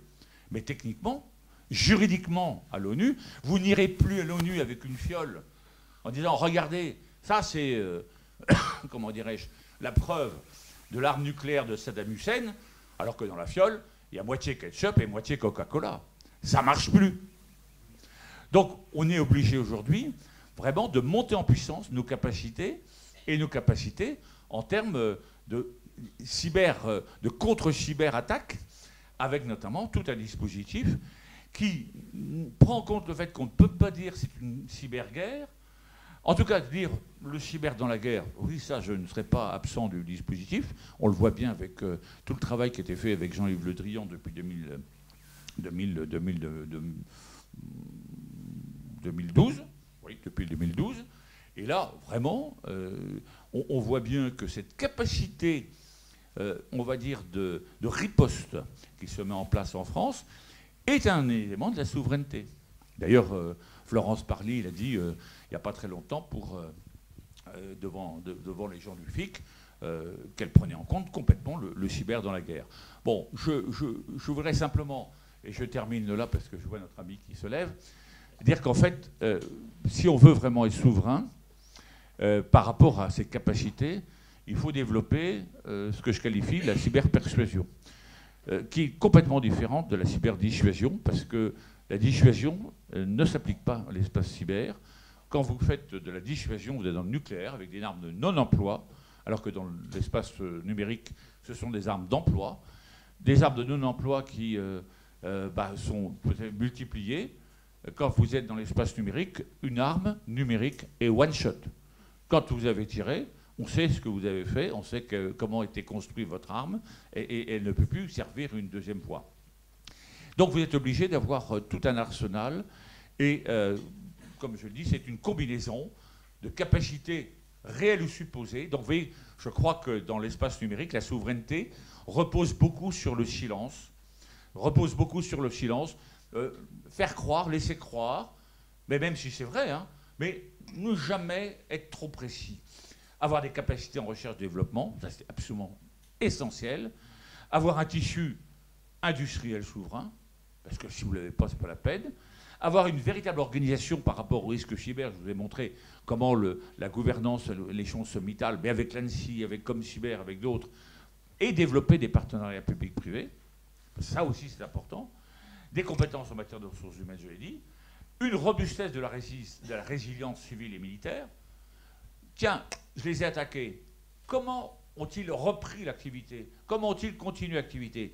Ah, donc, c'est pas mal ce qu'ils ont fait chez Saint-Gobain ou chez Altran. Bon, ils en ont pris plein la figure, mais le système s'est remis en marche. Et vite. Même s'il y a eu des pertes. Donc, pour l'attaquant, il se dit, bon, ils ont une sacrée capacité de remise en marche. Ça, c'est important. Et puis, la pertinence du corpus juridique, je le dis, la résistance à la manipulation de l'information et, bien sûr, la solidarité des alliances. Alors, avant de terminer complètement, je voudrais quand même vous dire une chose, la manipulation de l'information. Ça, c'est ce que je vous dis pour vous, la génération qui vivra encore dans 50 ans, dans 60 ans. Moi, je ne serai plus là. Quel est le problème auquel vous allez être confronté? Ce ne sera pas un problème sur les données. Ce ne sera pas un problème sur les systèmes. Parce que tout ça, ça sera de mieux en mieux protégé. Quand je dis sur les données, en termes de données stockées, et ainsi de suite. Mais là, on n'arrivera pas à protéger l'humain, c'est son cerveau. Et je crains fortement, et on le voit aujourd'hui, avec les fake news, avec la manipulation de l'information, qu'en fait, la véritable victime de la cyber-coercition, de la cyberattaque du XXIe siècle, ce sera l'être humain. Ça veut dire que pour pouvoir surmonter ces cyberattaques qui prennent notre cerveau en otage, il faut réexpliquer aux gens le sens des choses, réapprendre le discernement, redonner de la culture générale, parce que s'il n'y a pas cela, on va avoir des esclaves, des zombies, et la loi du plus fort. Donc vous voyez que je termine sur une note peut-être un peu pessimiste, mais en même temps sur une note où je dis, eh bien il faut redonner à l'humain sa place dans le cyberespace, en le disant c'est maintenant lui qui est le sujet de toutes nos intentions et de nos attentions, et c'est parce qu'on remet justement l'humain dans le cyberespace qu'on redonne un peu d'humanité, de chaleur et de poésie à un monde qui est quand même un peu aseptisé. Voilà, pardonnez-moi, j'étais un peu long, mais si vous le voulez bien, si vous avez encore le temps, je peux répondre à vos questions, voire à vos remarques, vos contestations, si par hasard il y en avait.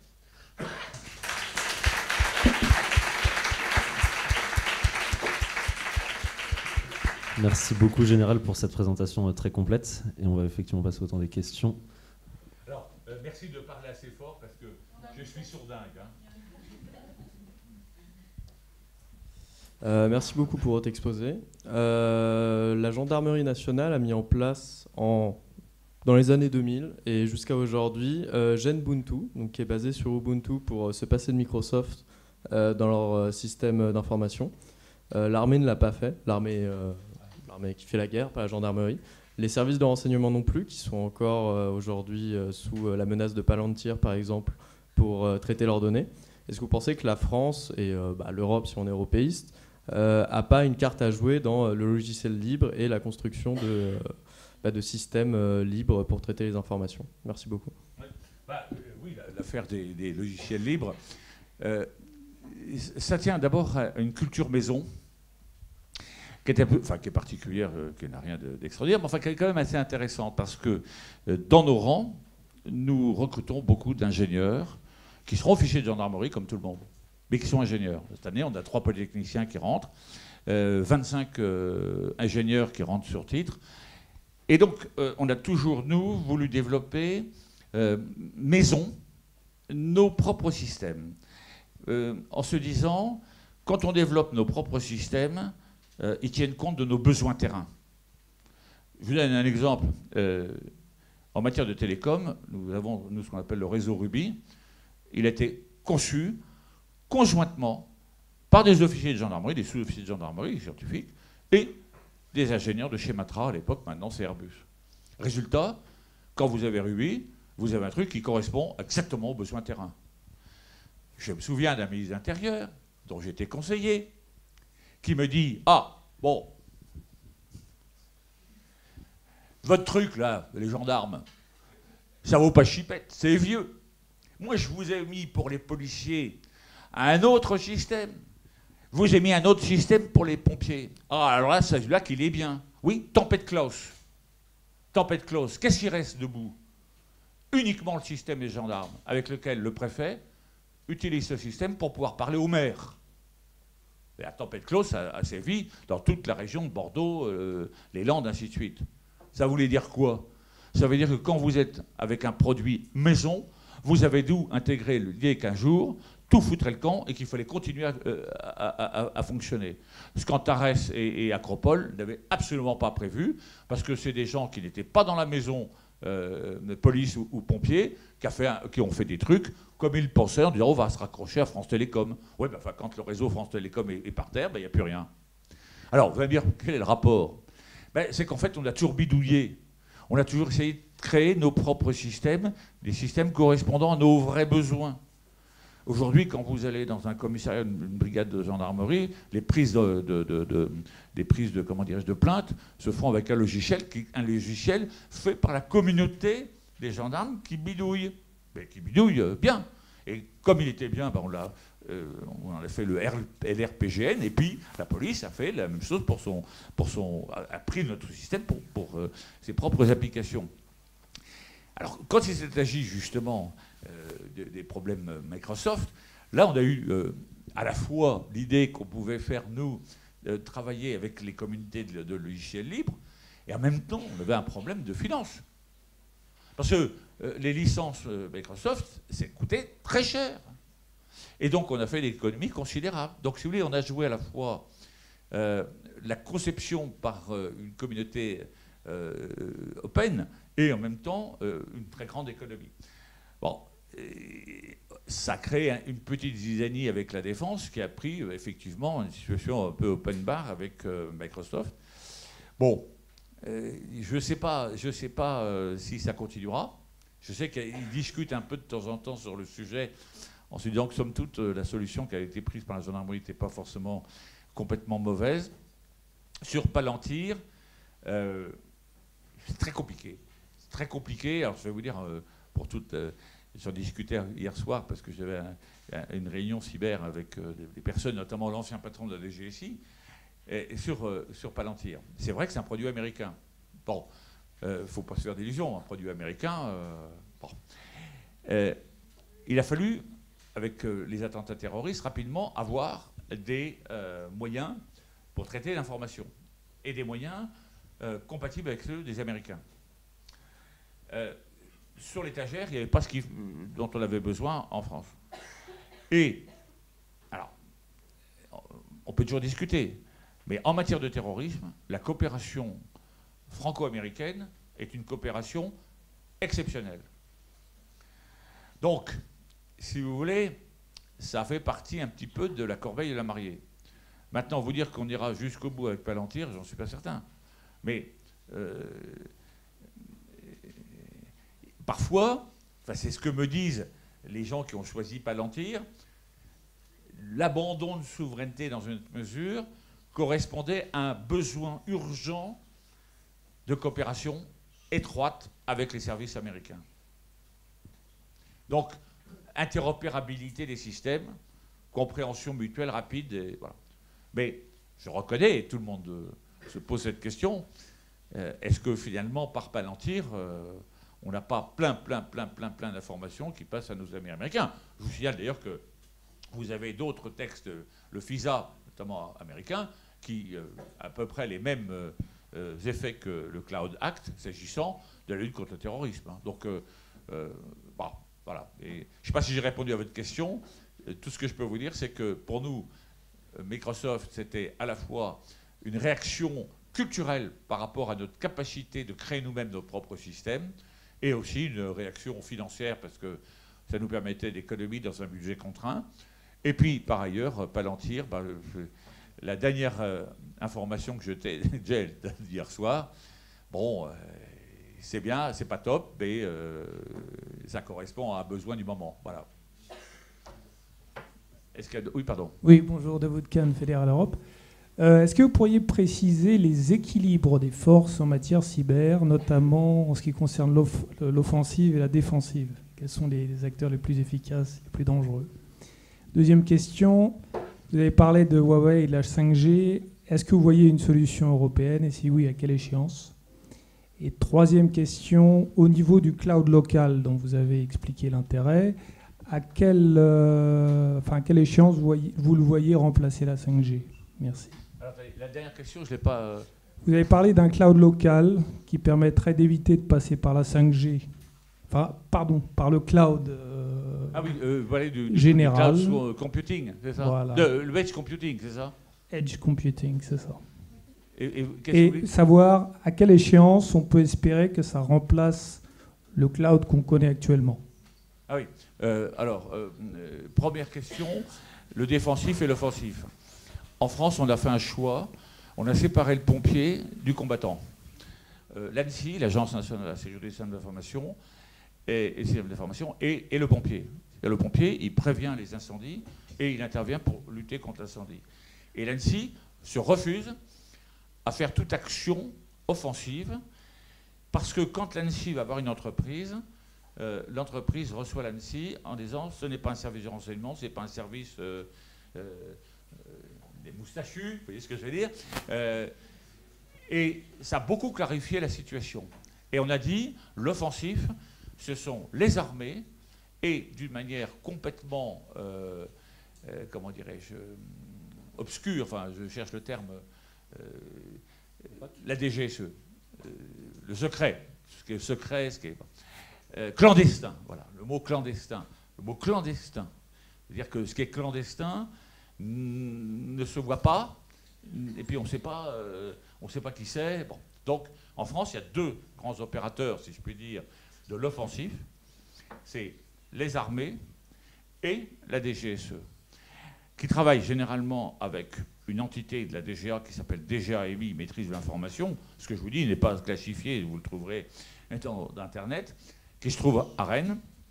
Et là, vous avez aujourd'hui 400 ingénieurs, demain 600, qui travaillent sur les armes cyber. Mais une arme cyber, c'est quoi? C'est pas une flèche, c'est pas un canon. Une arme cyber, c'est une faille. Ce sont des systèmes qui permettent d'exploiter les insuffisances comment dirais-je, des logiciels de l'adversaire.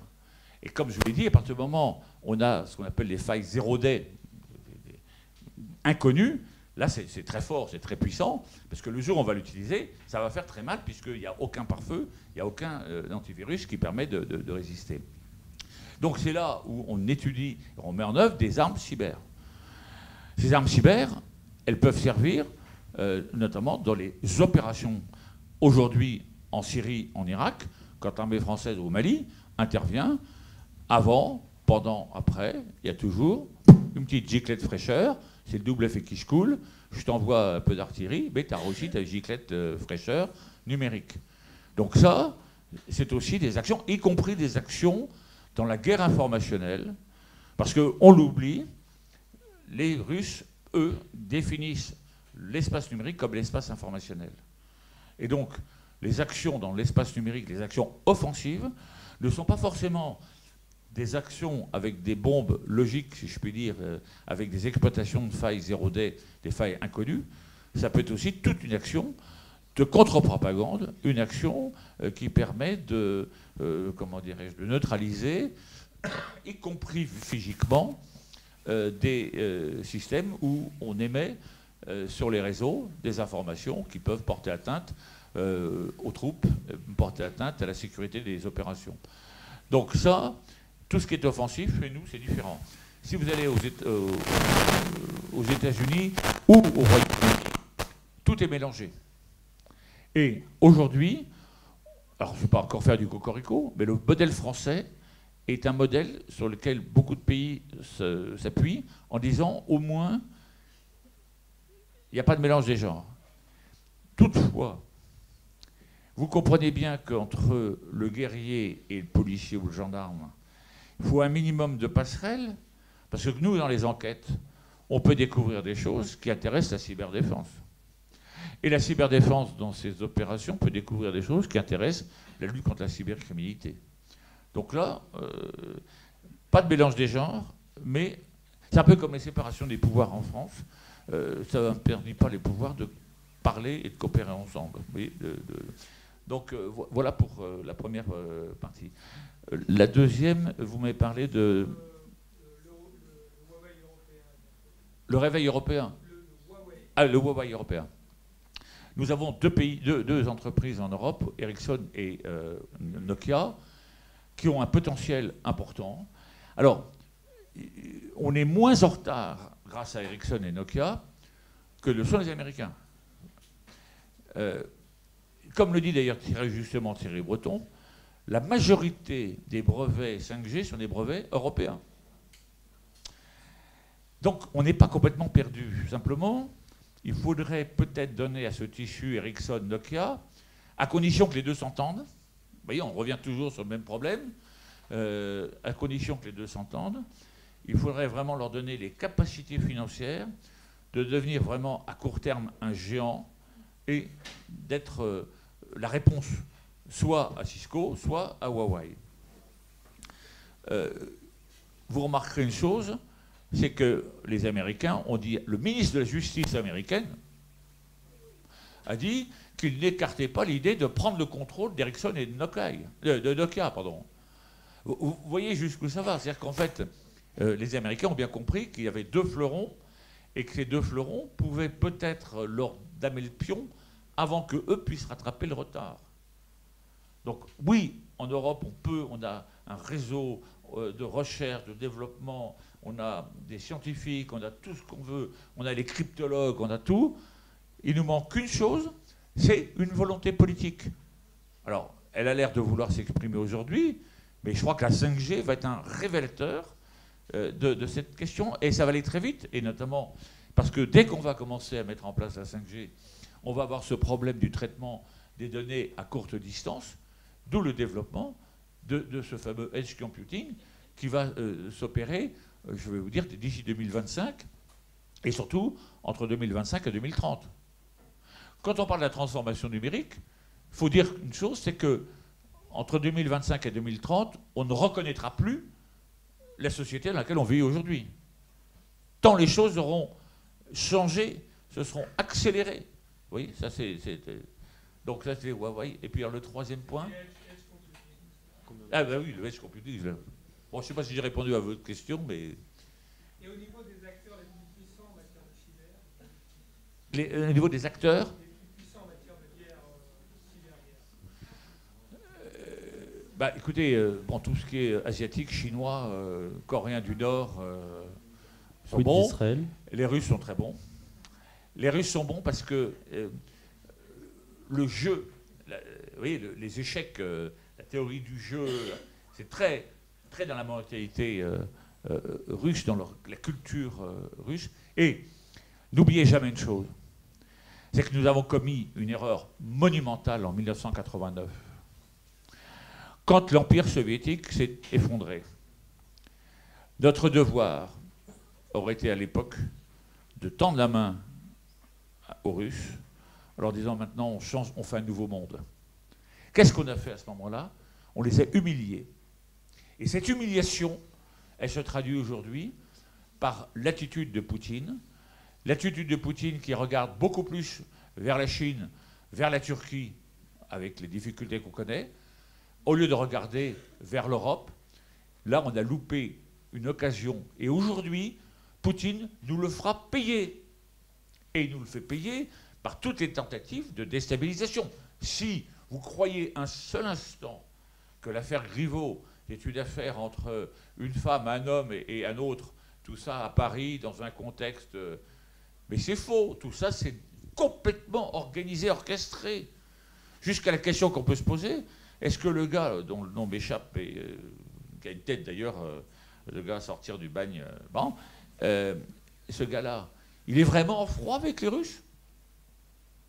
Ou est-ce que c'est un froid avec les Russes qui est organisé pour nous l'envoyer, l'air de dire je viens demander l'asile et le secours des pays démocratiques d'Europe, mais une fois que je suis dedans, je commence à faire le boulot. Vous voyez ?